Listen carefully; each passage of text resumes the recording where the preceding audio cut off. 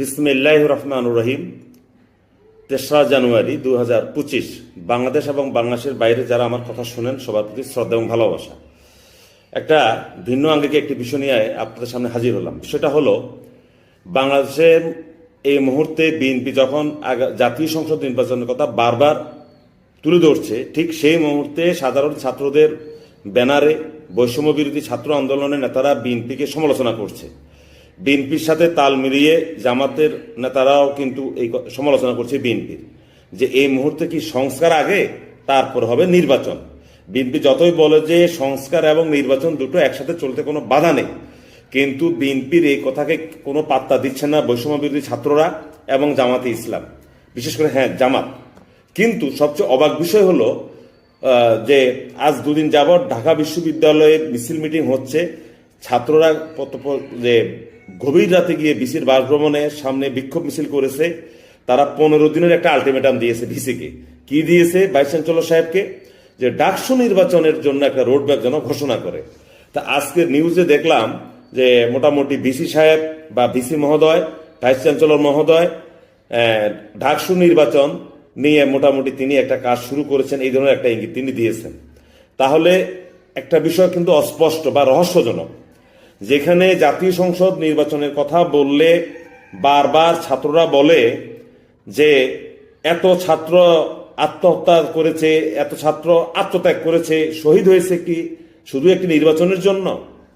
এখন যদি বিএনপি যদি বলে যে এত ছাত্র মারা গিয়েছে কি শুধুমাত্র ডাকসু নির্বাচনের জন্য, তখন কিন্তু সাধারণ ছাত্ররা কি জবাব দিবে? বিষয়টা কিন্তু খুব রহস্যজনক ঠেকছে। আমরা সবাই জানি যে ঢাকা বিশ্ববিদ্যালয়ে শেখ হাসিনা গত 3টি টার্মে বিএনপি সমর্থিত ছাত্রদল অবস্থান ভালো করতে পারেনি। তার কারণ তারা সেখানে ঢুকতে পারেনি।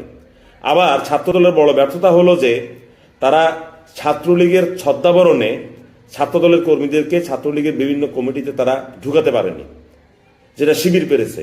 যে শিবির ছাত্রলীগের ছদ্মাবরণে বা ছদ্মবেশে ছাত্রলীগের কমিটিতে তারা ঢুকেছে, কিন্তু ছাত্রদল এই কাজটা করতে পারেনি।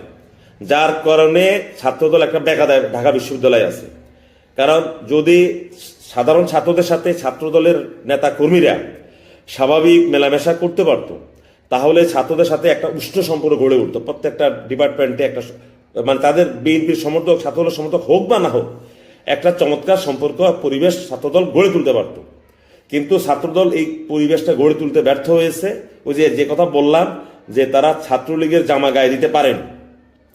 এখন হয়তো বৈষম্য বিরোধী ছাত্ররা বা ছাত্র শিবির মনে করেছে যে এই মুহূর্তে খুব ভালো সময়, মোক্ষম সময়, যে এখন যদি ডাকসু নির্বাচন হয় বিএনপি হয়তো প্রত্যেকটা হলে প্যানেল দিতে পারবে না, বা ডাকসু তো তাদের প্যানেল দিতে কষ্ট হবে, কারণ সাধারণ ছাত্রদের সাথে তাদের সম্পর্কটা নাই।